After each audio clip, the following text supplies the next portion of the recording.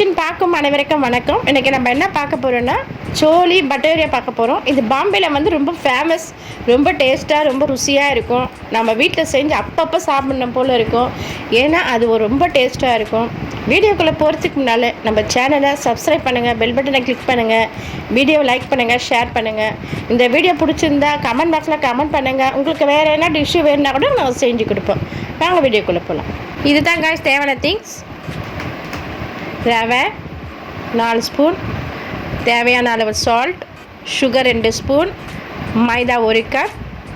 இது பன்னீர், நம்ம வீட்லேயே செஞ்ச பன்னீர். இது சோடா உப்பு ஆப்ஷன் தான். தயிர். ஃபஸ்ட்டு ஒரு அகலமான பாத்திரத்தில் நம்ம மைதா போட்டுக்கணும்.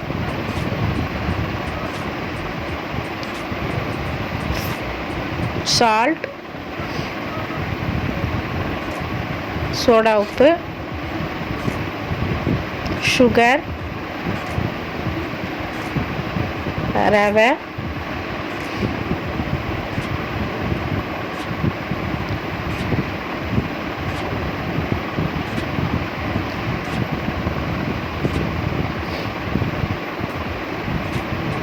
தயிர்.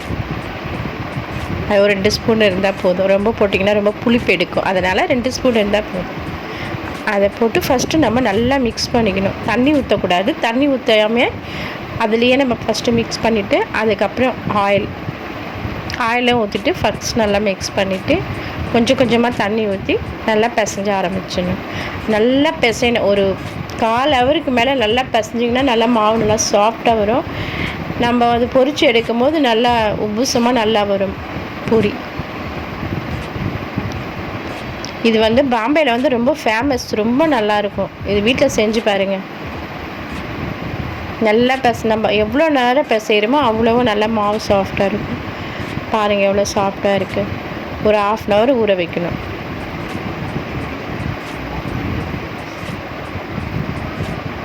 ஒரு 1/2 ஹவர் ஊற வச்சுட்டு நான் வந்து 200 கிராம் எடுத்திருக்கேன். அதில் ஒரு 10 வந்துச்சு. நீங்கள் எவ்வளோ தேவையோ அந்த அளவுக்கு எடுத்துக்கோங்க போதும். நீங்கள் ஒரு 5 பேர் எடுத்தீங்கன்னா ஒரு 500 கிராம் எடுக்கலாம்.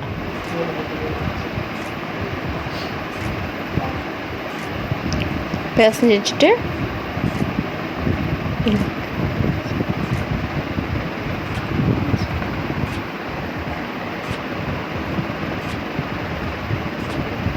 நம்ம கையில் கொஞ்சம் ஆள் போட்டுட்டு அது அப்படியே மேலே கொஞ்சம் ஆயில் தடி வச்சுட்டு ஒரு 1/2 ஹவர் ஊற வச்சிடணும்.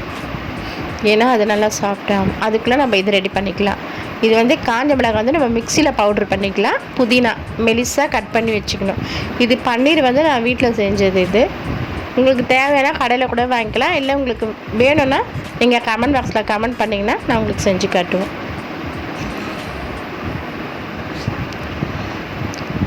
இன்னும் நல்லா பிசை. நம்ம 1/2 ஹவர் ஊற வச்சிட்டோம்னா இன்னும் ஒரு 5 நிமிஷம் பிசைச்சாலே போதும். இந்த மாதிரி நம்ம ரவுண்டாக எடுத்து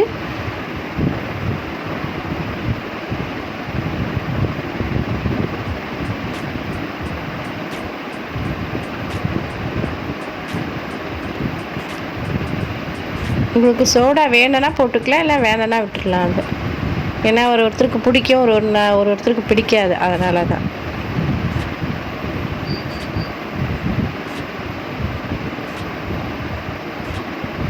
அது மாதிரி உருண்டை பண்ணி வச்சுட்டு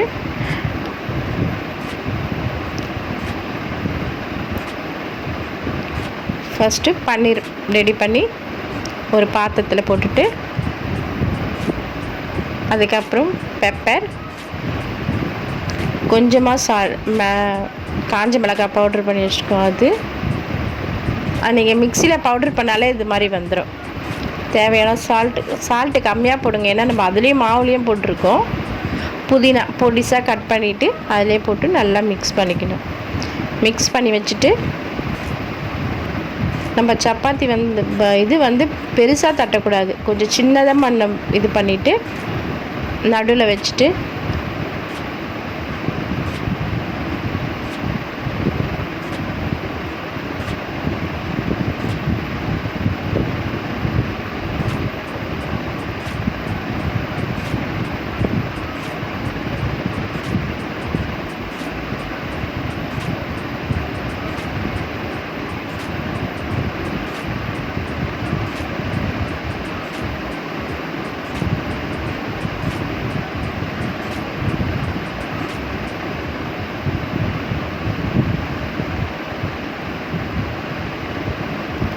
நடுவில் வச்சிடணும்.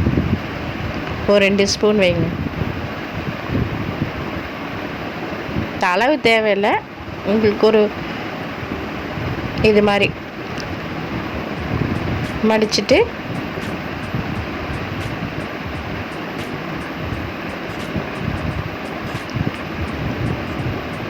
அந்த பக்கமே தரட்டலாம். ஏன்னா இந்த திருப்பி போட்டால் அது கீழே ஒரு இதுவாகிடும், மாவு ரொம்ப மெலிசாக இருக்கும். அதனால் நம்ம அதே மாதிரி தட்டலாம். ரொம்ப அழுத்தி போட்டு தட்டக்கூடாது. ஆயில் நம்ம ஃபேனில் ஊற்றி ஆயில் நிறைய போடணும். போட்டு அப்படியே பெருசாக வரும் பாருங்க.